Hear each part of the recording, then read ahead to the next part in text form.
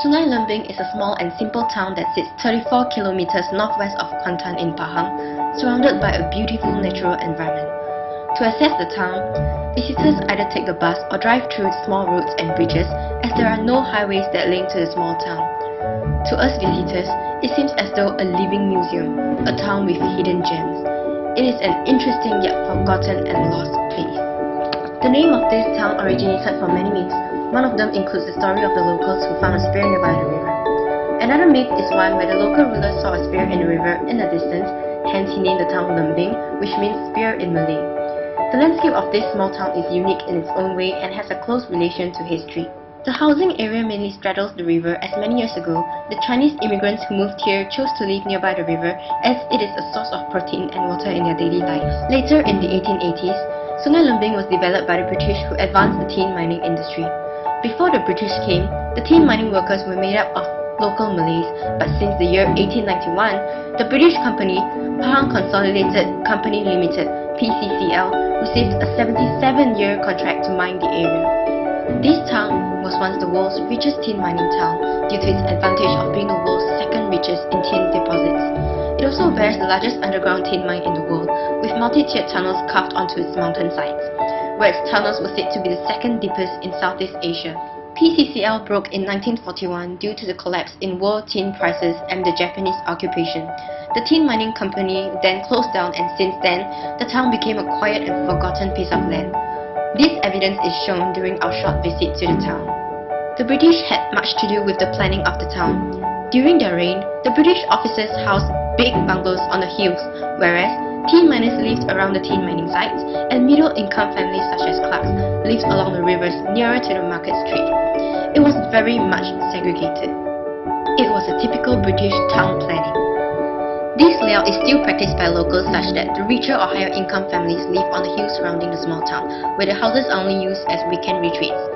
Middle-income families either live there and go out of town to work, or live away from home.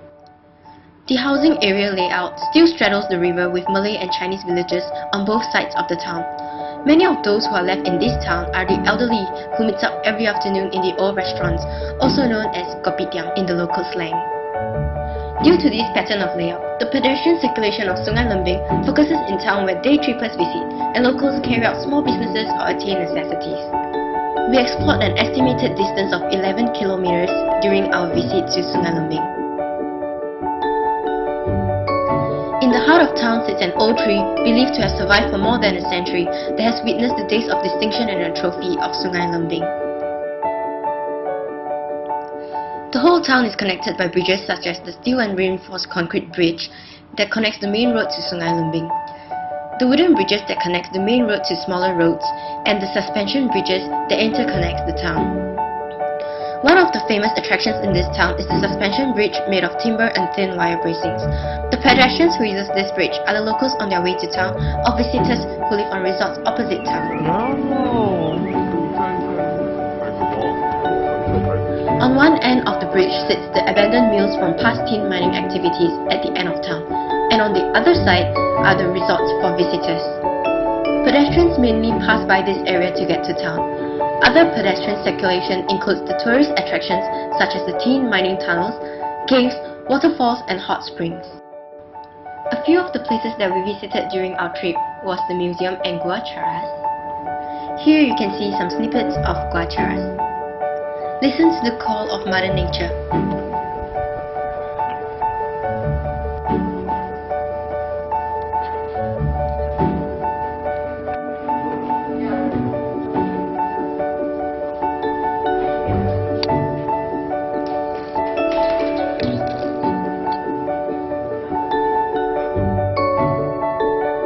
We also visited Bukit Panorama, which is a popular tourist attraction for watching the sunrise.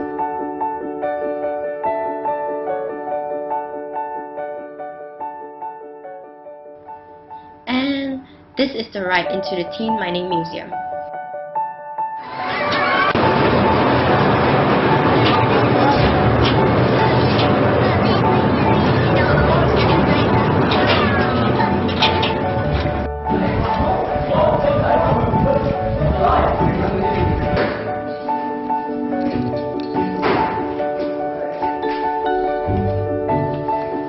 The main mode of transport in this town is motorcycling or walking as a result of the topography of the town and lack of transport facilities such as petrol stations.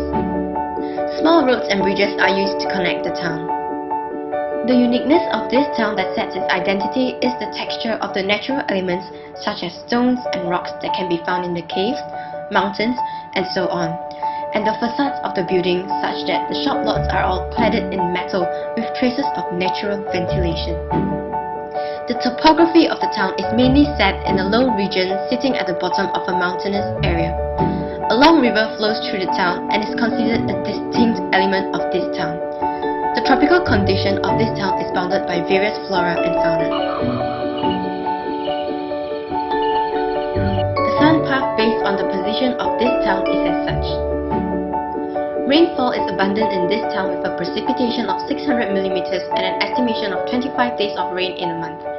Rainfall is predicted to increase in November to December during the northeast monsoon season. The average temperature of this town is 30 degrees Celsius with its highest temperature at 33 degrees Celsius on a hot sunny afternoon and lowest at 23 degrees at night.